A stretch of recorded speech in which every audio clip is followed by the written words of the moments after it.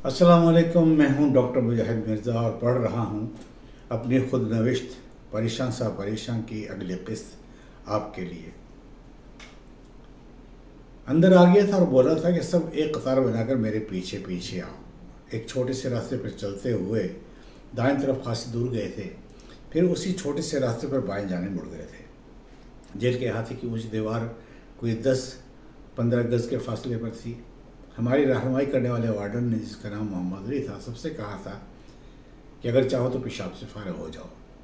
मुझे चूँकि लोगों की मौजूदगी में हाजत रफ़ा करने में हिचकिचाहट होती है, इसलिए मैंने कहा था कि क्या मैं ज़रा दूर जाकर ये काम कर सकता हूँ। वो बोला था किते भज न जावें, यानी कहीं भाग न जाना। मुझसे चुप नहीं रहा गया था और मैंने बड़ी झंझलाहट से कहा था कि इस 25 फुट ऊँची दीवार को मैं कैसे फलांग सकता हूँ। उसने भी बड़ी रुकाहट से कहा था बस बस। बहरहाल इस काम से फारिग होकर फिर आगे चले तो एक तरफ बनी हुई एक इमारत के बाहर पहुंचे थे, जिसके चारों तरफ खींची निस्बतन कम ऊंची दीवार में एक खुला हुआ दरवाज़ा था। हमें कतार में खड़ा होने के लिए कहा गया था। सामने एक चारपाई पर एक जसीम शख्स धोती बुनियान पहने नीम दराज था, जिसके खशखशी दाढ़ी और मूछें थीं। 2 शख्स उसकी मुट्ठी चापी कर रहे थे। हमें कतार में खड़ा करके वार्डन मोहम्मद अली हाथ में पकड़े रजिस्टर पर कुछ इंद्रजात भी करता जाता था और साथ ही साथ बुड़बुड़ाया भी जा रहा था। आ जाते हैं जेल में अपना बाप का घर समझकर, पता चल जाएगा 2 नफरी यानी रोटी, 2 नफरी सुबह, 2 नफरी शाम, पानी भरो, पोछा करो और ऐश करो। मुझसे उसकी बुड़बुड़ाहट और तौहीन बर्दाश्त नहीं हो रही थी और सामने मौजूद उस शख्स की मौजूदगी ने भी मुझे कुछ हौसला दे दिया था और मुझे लगता था कि हो न हो यही शख्स असली शब्बू बदमाश है। शब्बू मुल्तान का मारूफ बदमाश था, लेकिन अपने इलाके में स्कूल परस्त बदमाशों की तरह गलत हरकतें बर्दाश्त नहीं करता था। उसने मुल्तान के एक मिरासन रुखसाना मुल्तानी को अपनी मजमूम हरकतों से बाज रहने के लिए कहा था। रुखसाना मुल्तानी एक फिल्म में भी काम कर चुकी थी तब तक, और उसके ताल्लुकात वसी थे। उसके भाई घड़ियाल हुसैन को अपनी बहन के ताल्लुकात पर घमंड था, इसलिए वो एक छुरी उठाकर शब्बू को कत्ल करने चला गया था। शब्बू का तो वो बाल भी बेका नहीं कर सका था। अलबत्ता शब्बू ने वही छुरी उसके हाथ को मरोड़ कर उसी के हाथ से उसके जिस्म में उतार दी थी, जिससे वो मर गया था और रुखसाना को अपना ठिकाना बदलना पड़ा था। यह खबर मैंने अखबार में पढ़ी थी। गर्चे शब्बू बूढ़ा हो गया था, लेकिन उसकी फिर भी धाक थी।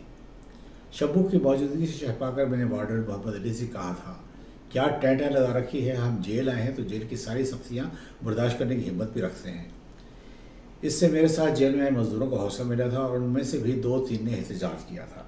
मोहम्मद अली मेरे जेल से भागने पर दी गई राय से ही जला हुआ था। उसको बहुत गुस्सा आया था कि मैंने तो बगावत फैला दी थी। वो हाथ उठाकर मारने के लिए मेरी तरफ बढ़ा था। चारपाई पर दराज उथीड़ उम्र शख्स एक शख्स उठकर चीते की सूरत के साथ आया था और उसका बढ़ा हुआ हाथ पर ओढ़कर उसे पीछे धकेल दिया था। फिर मेरी पीठ थपथपाकर कहा था, शाबाश, जेलें जमाने के तरह होना, इन्हीं जेलें मर्दों के लिए होती हैं। मैंने जवाब में कहा था, चाची देखा ना, ये मजबूर लोगों को ठट्ठा उड़ाता है। इसने पहले तो अपना नाम बताकर तस्दीक की कि वही असल शब्बू था। फिर मुझे तसल्ली दी कि यहाँ तुम्हें किसी किस्म की तकलीफ़ नहीं होगी।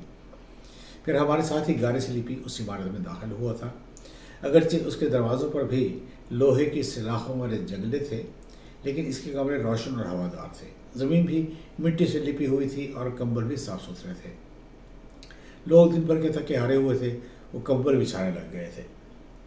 मैं शब्बू से महबूब गुफ्तगू होकर मुख्तलिफ सवाल पूछता रहा था। वो हर बात का तसल्ली बख्श जवाब देता रहा था, क्योंकि जेल उसका दूसरा घर थी और उसके पास हमान और गज़िया महफूज थी। सहन में आकर उसने एक जानिब बना वो बैतुल खुला दिखाया था, जो कम अज़ कम बाहर से खासा मुनासिब लगता था। टॉयलेट के बारे में मैं हमेशा ही मुतरद्दिद रहता हूँ। मैंने पूछा है, रात को भी ज़रूरत पड़ने पर बैतुल खुला जाने के लिए खोल देते हैं या नहीं। अभी वो जवाब भी नहीं दे पाया था कि एक वार्डन ने आकर कहा था कि इन सब को क्वारंटीना यानी क्वारंटाइन ले जाने का हुक्म है। ये सुनकर शब्बू ने बाकायदा हाथ मलते हुए बड़ी हैरत से कहा था, क्वारंटीना, लेकिन साथ ही मुझे ना घबराने की नसीहत भी कर दी थी। हमें एक बार फिर इकट्ठा करके वार्डन के पीछे चलना था। ये जगह जहाँ हमें लाकर ले जाया जा रहा था, उसे सियासत खाना कहा जाता था। बहरहाल मजबूर थे, जाना तो था ही। मैंने शब्बू से हाथ मिलाया था और हौसला बढ़ाने के लिए उसका शुक्रिया अदा किया था, लेकिन सच्ची बात ये थी कि मैं अंदर से काँप रहा था कि वो जगह जिसे शब्बू जैसा निडर शख्स भी खाइफ था, वो न जाने क्या जगह होगी। दरअसल मुझे लफ्ज़ क्वारंटीन समझ ही नहीं आया था। अगर उसका सही नाम यानी क्वारंटीन कहा जाता तो मैं फ़ौरन समझ जाता कि ये कैद तन्हाई किस्म की कोई जगह है। अब हम वापस जेल गेट के पास आए थे और फिर बाएं जानिब थोड़ी दूर एक 4 दीवारी में घिरी इमारत में दाखिल हो गए थे। इस इमारत के अंदर एक सहन था जिसमें नीम का दरख्त था। एक कोने में छोटी दीवारों वाला बैतुलखला था और साथ ही एक पानी का नलका था। जब हम अंदर दाखिल हुए तो जिस्मों पर तेल मले, लंगोट पहने और पाँव में पड़ी बेड़ियाँ छनकाते हुए एक शख्स ने पहलवानों की तरह इधर उधर फिरते हुए हम सबको वहशतनाक आवाज़ में कहा था, कतार बना लो। हम सब कतार में खड़े हो गए थे। बेड़ी पहने हुए शख्स कतार के शुरू में खड़े सुनार के बेटे कुद्दूस के पास गया था और उसकी ऐनक हाथ से उतारते हुए बोला था, ओए तू यहाँ वकील बनने आया है। वो बेचारा तो रोने लग गया था। इसके बाद 3-4 आदमियों को भी उसने तस्दीक भरे अल्फाज कहे थे। अपनी बारी आने तक मैंने दीवार से लगे बैठे चंद लोगों की तरफ देखा तो उनमें से एक नौजवान बाजू से मुंह छुपाए बैठा था, जिसके बस बाल और एक आंख दिखाई दे रही थी। बाकी लोग बैठे सूरत हाल का लुत्फ ले रहे थे। इस नौजवान के बाल मुझे जाने पहचाने लगे थे और उसकी आंख में मुस्कुराहट की चमक थी। मुझे शक हो गया था कि ये सब फूलिंग किस्म की चीज़ है। जब स्याह बालों और स्याह मजबूत जिस्म वाला पहलवान नुमा बेड़ी लगा शख्स मेरे पास पहुंचा तो उसने मेरे हाथ में पकड़ी किताबें छीनकर कहा था, तुम यहाँ पढ़ने आए हो? यार, तंग आए हुए लोगों को तंग करके तुम्हें क्या मिलेगा? मेरा ये जवाब सुनकर उसने कहका लगाते हुए मुझे गले लगा लिया था। मुस्कुराती आंखों वाले नौजवान ने भी चेहरे से बाजू हटा दिया था। वो हमारा दोस्त और कॉमरेड नासिर जैदी था, जो हमसे चंद रोज़ पहले ही गिरफ्तार होकर आया था। आजकल नासिर जैदी इस्लामाबाद प्रेस क्लब के सेक्रेटरी हैं।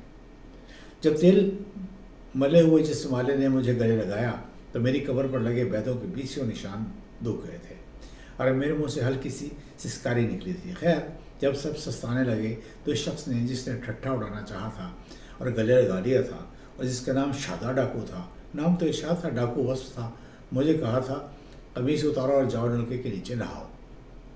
गर्मी और पसीने से तो मेरा भी बुरा हाल था। किसी ने कुछ दे दिया था, किसी ने साफ चादर। जब मैंने कमीज उतारी तो मेरी कमर पे सूजे हुए निशान देकर शादा बहुत तिलमिलाया था और उसने पुलिस वालों को बहुत गालियाँ दी थी और कहा था कि अगर इसके हाथ ये लोग लग गए तो वो उनका मुझसे भी बुरा हशर करेगा।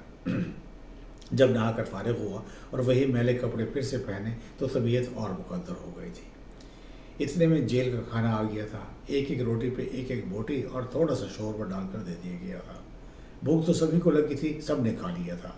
उसके बाद हम सबको कोठरियों में बंद कर दिया गया था।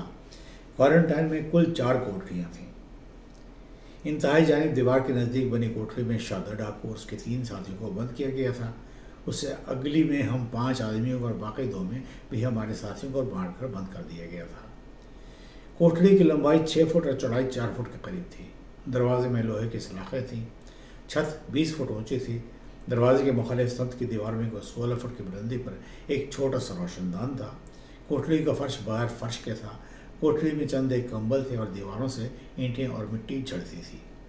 रात को मौसम इस कदर गर्म नहीं था कि सितंबर की 10 तारीख थी, इसलिए याद रहा कि अगले रोज़ 11 सितंबर था। चुनांचे 5 आदमी आड़े तेज होकर किसी तरह सो ही गए थे। सुबह हमारी आंख खुली जब शादी ने बीड़ियाँ बजाकर बाह्य गाने शुरू किए थे। सुबह 6 बजे हमें खोल दिया गया था। लोग हाजिर रफा करने लगे थे। ये मेरे लिए बहुत बड़ा मरहला था। मैंने इज्तनाब बरता था। फिर तरीक़ा निकाला था कि जब जमादार सफाई करके चला जाता तो मैं एक रुमाल नाक मुँह पर बांध कर इस काम से बाहर होने की साई कर रहा था। पहले दिन से ही शादी का रवैया मेरी जानिब दोस्ताना और मुहिब्बाना था। वो शायद खुलूस दिल से ही ये रवैया रखता हो, लेकिन मैं अपनी उम्र और उनकी जेल में तवील बंदिश के पेश नज़र इस रवैये को मशकूक समझता था। जो ही नाश्ते से फारिग हुए, जो एक कच्ची पक्की चाय के कप और एक गैर मेयारी रस केक पर मुश्तमिल था, तो हमें सहन का फर्श लेपने के लिए कहा गया था। इमारत के दरवाजे से बाहर निकलकर एक खाली में बहते हुए पानी की बाल्टी भरकर लाना होती थी और उसे सहन में फेंक कर उस पर जमी मिट्टी को ही लेपना होता था।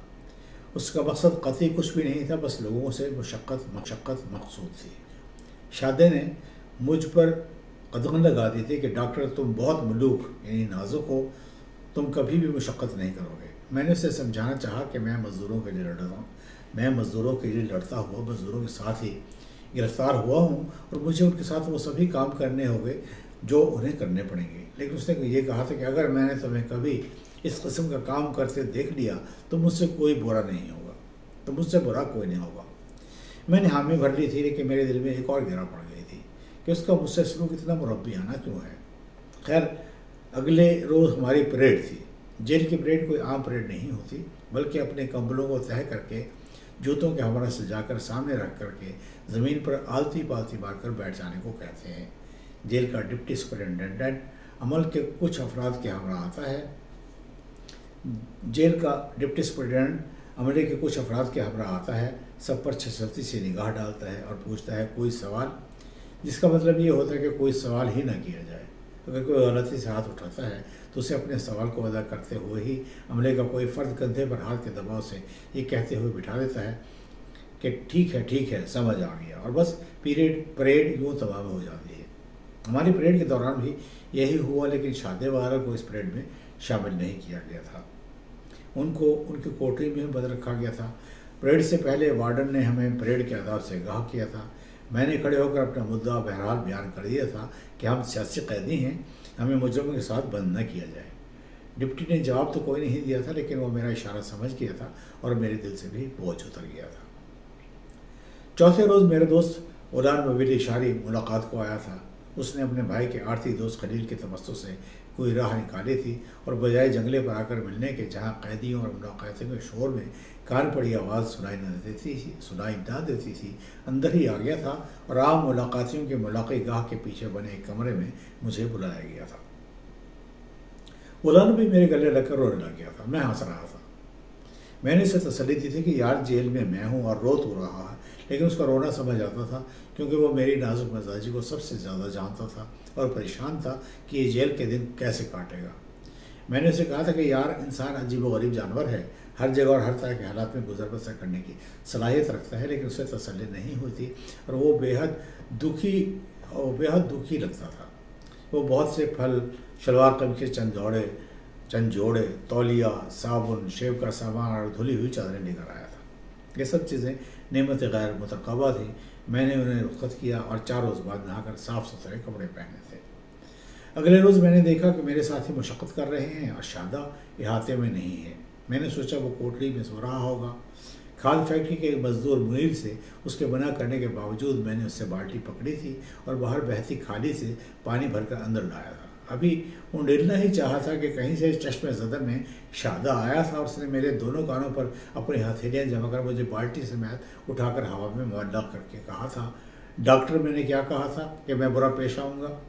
यार शादे उतार यार, बताता हूँ। वो बहुत गुस्से में था, लेकिन फिर भी उसने मुझे वापस ज़मीन पर खड़ा कर दिया था।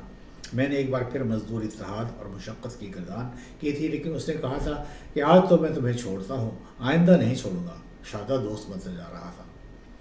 वो मुझे कहता था कि हम बाहर आ जाएं तो तुम हमारे ग्रोह में शामिल हो जाना, हम पुलिस की वर्दियों में रोड ब्लॉक किया करेंगे, तुम मजिस्ट्रेट का रूप धारना और इस तरह हम ट्रकों बसों वालों से जुर्मानों की शक्ल में भारी रकम रखवालियाँ करेंगे और तुम्हें तुम्हारा पूरा हिस्सा देंगे।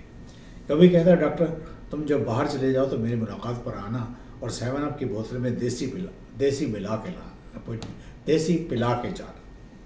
मैं हर बात पर हामी भर लेता था, मगर मैं मासवाई इनकलाबी अफ़ाल के और किसी भी किस्म का गैर कानूनी काम करना अखलाक़ी जुर्म समझता था और समझता हूँ। जिस रोज़ मुझे शादे ने बाल्टी समेत ऊपर उठाया था, उसी रोज़ एक वार्डर खाने से भरा एक बड़ा टिफ़िन लाया था और सलाखों के बाहर ये कहकर रख किया था कि तुम्हारे दोस्तों ने भेजा है। एक तो अंधेरा था, दूसरा टिफ़िन सलाखों से बाहर था, लेकिन अच्छा खाना खाने को सभी का दिल कर रहा था। पहले ही दिन जेल में दी गई गोश्त की बोटी खाकर ज़ुबान पर छाले पड़ गए थे, फिर भी मैंने उसको मुँह नहीं लगाया था। बस पतली पानी की दाल और सब्ज़ी पर गुजारा था। हमने टिफ़िन के डब्बे टेढ़े तिरछे करके अंदर खींचे, कुछ सालन गिर गया था, कुछ बच रहा था। जमा कागज़ों को जलाकर उसे गर्म करने की कोशिश की थी जो नाकाम रही थी। फिर जैसा भी था उस अंधेरे में बिल्लियों की तरह वो सारा खाना हम चट कर गए।